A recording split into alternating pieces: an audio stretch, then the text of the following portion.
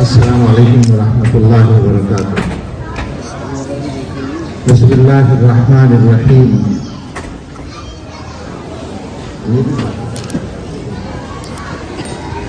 الحمد للہ وکفی وسلام علی عبادہ الذین اصطفی. اما بعد، سب سے پہلے شکریہ اس سعادت کے حاصل ہونے پر. اس ادارے کا نام بہت دنوں سے سنتے آئے ہیں، آج دیکھنے کا موقع ملا، اور اس کے لیے جنہوں نے تحریک کی اور جنہوں نے دعوت دی ان کا شکریہ. ایسے ادارے کے کسی پروگرام میں اظہار خیال کے لیے کمال فاروقی صاحب جیسی شخصیات موضوع ہوتی ہیں.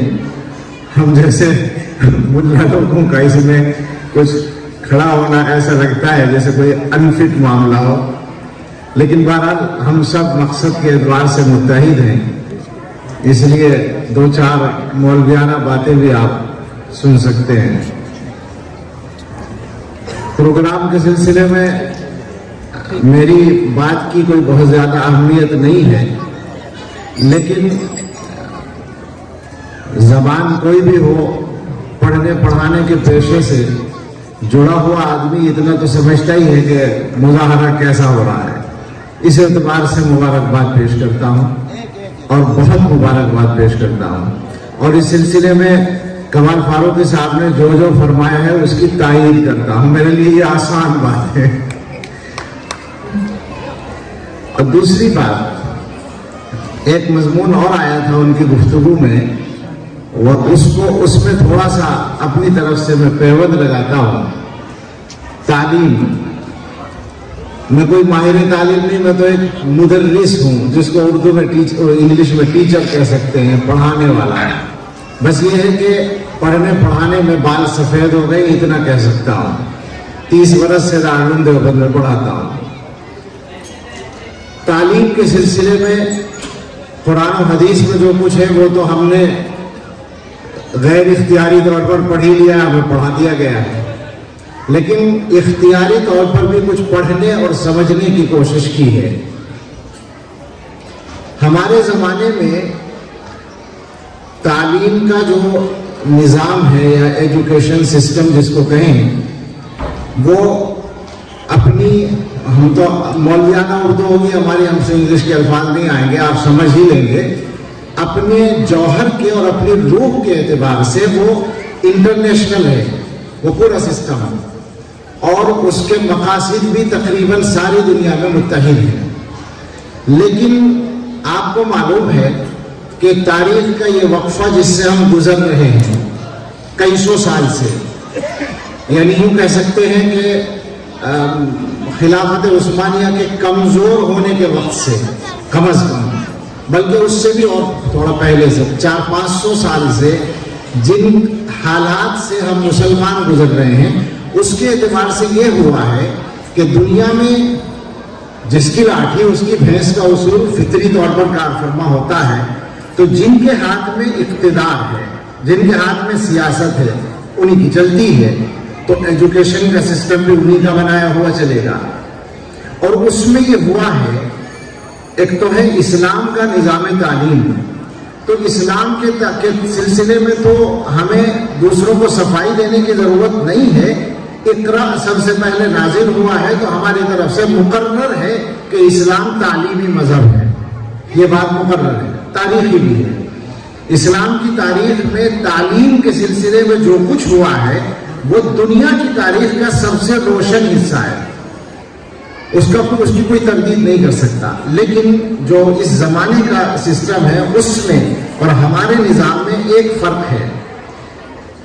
اپنی مجبوریوں کی وجہ سے مغربی دنیا خدا کو سسٹم سے نکالنے میں مجبور ہو گئی، یا مذہب کو. ان کا جھگڑا تھا، اور خالی جھگڑا نہیں تھا بلکہ وہ سچائی تھی کہ اسلام کے آنے کے بعد سارے مذہب کینسل ہو گئے تھے، وہ پرانا ایڈیشن بن گئے تھے مذہب کا. تو اب وہ زمانے کا ساتھ دینے کی پوزیشن میں نہیں تھے. میں تاریخ کی زیادہ معلومات نہیں رکھتا، لیکن جتنی رکھتا ہوں اتنی بھی بیان کرنے کا موقع نہیں ہے. اشارہ کرتا ہوں کہ جب سائنس اور کلیسا کا ٹکراؤ ہوا تھا، آپ کو پتا ہے کہ کلیسا نے سائنسدانوں کے کفر کا فتویٰ دیا تھا اور ان کو مارا گیا، قتل کیا گیا سائنسدانوں کو اسی جرم میں. تو وہاں سے مغربی دنیا کی سمجھ میں یہ آیا کہ اگر ہمیں آگے بڑھنا ہے تو اس کو الگ رکھنا پڑے گا، کلیسا کو الگ رکھنا پڑے گا، مذہب کو الگ رکھنا ہوگا. اور بات یہی تھی کہ ان کا مذہب اس زمانے کا ساتھ دینے کے لائق نہیں تھا، تو وہ مجبور تھے اس پر. اب دنیا میں چونکہ ان کی چلتی ہے، لہٰذا انہوں نے ساری دنیا کو یہ سمجھانے کی کوشش کی کہ مذہب اور سیاست کو الگ ہونا چاہیے. اب جب مذہب اور سیاست الگ رہیں گے تو سارے شعبوں سے مذہب کو الگ رکھنا پڑے گا. اسی میں تعلیم بھی ہے، اسی میں ایجوکیشن سسٹم بھی ہے. تو اب ان کے سسٹم میں یہ بات طے ہو گئی کہ مذہب الگ رہے گا. یہ ان کی مجبوری کا ایک لازمی نتیجہ تھا. ہمارے ساتھ الحمدللہ یہ مجبوری نہیں ہے. ہمارا مذہب سیاست میں بھی اور تعلیم میں بھی اور دنیا کے ہر میدان میں ساتھ ہے. آپ حضرات میں جو لوگ عربی جانتے ہیں ان کو پتا ہوگا کہ سائنس کو عربی میں کیا کہتے ہیں. سائنس کی ایجاد تو پرانی نہیں ہے. سائنس جب ایجاد ہوئی تو اب عربی میں اس کے لیے کوئی لفظ چاہیے تھا. وہ لفظ طے ہوا علم. عربی میں سائنس کو علم کہتے ہیں. تو اس سے پتہ چلتا ہے کہ ہمارے پاس اس کا کی بنیاد پہلے سے موجود تھی. لہذا ہمیں کوئی پریشانی نہیں ہے دنیا کے سارے معاملات میں اپنے مذہب کو ساتھ لے کر چلنے میں. ہمارے تعلیمی نظام کی جو اصل بنیاد ہے وہ یہی ہونی چاہیے. یہ الگ بات ہے کہ ہم اس کو کہاں تک پہنچا پاتے ہیں اور کہاں تک لاگو کر پاتے ہیں، یہ الگ مسئلہ ہے. لیکن ہمارے ایمان کا جو تقاضا ہے وہ یہ ہے کہ ہم مذہب اور خدا کے تصور کو نہیں بلکہ پوری حقیقت کو ظاہر کر کے کھلم کھلا دعوے کے ساتھ، معذرت کے ساتھ نہیں، چھپا کر نہیں، ڈرتے ڈرتے نہیں، بلکہ پورے اعتماد کے ساتھ، اور اس اعتماد کے ساتھ کہ یہ ہمارے پاس امانت ہے جسے دوسروں تک پہنچانا ہے، اس اعتماد کے ساتھ ہم اپنے تمام معاملات میں مذہب کو شامل کریں. یہ ہمارے لیے ضروری ہے.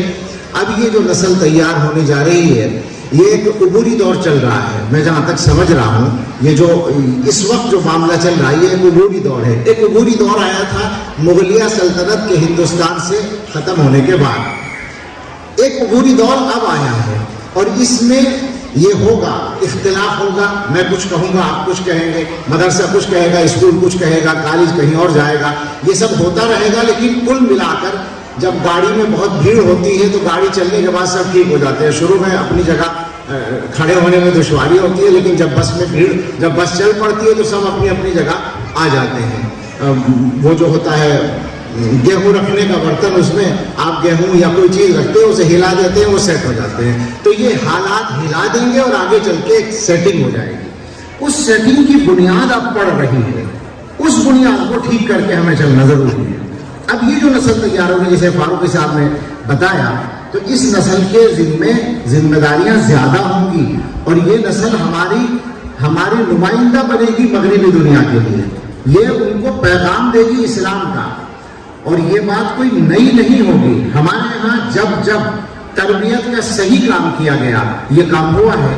محمد علی جوہر علی گڑھ کالج کا سب سے شاندار کرکٹ کا کھلاڑی اور انگلش کا اسپیکر بھی اور کیا کہیں گے اس کو رائٹر بھی، اتنا شاندار کہ اس کی تحریروں کا مزہ لینے کے لیے انگریز اس کا اخبار خریدنے پر مجبور ہو. یہ تاریخ ہے.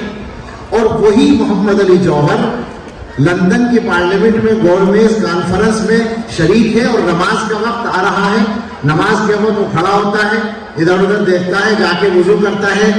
نماز کی کوئی جگہ نظر نہیں آتی تو وہ اپنی شیروانی اتار کر زمین پہ بچھا کے نماز پڑھ لیتا ہے. یہ پیغام ہے مسلمان کا مغرب کی دنیا کے لیے. تو یہ سب نمونے ہمارے یہاں موجود ہیں. ہمیں اس کو سامنے رکھ کر اپنے سسٹم کو چلانا پڑے گا.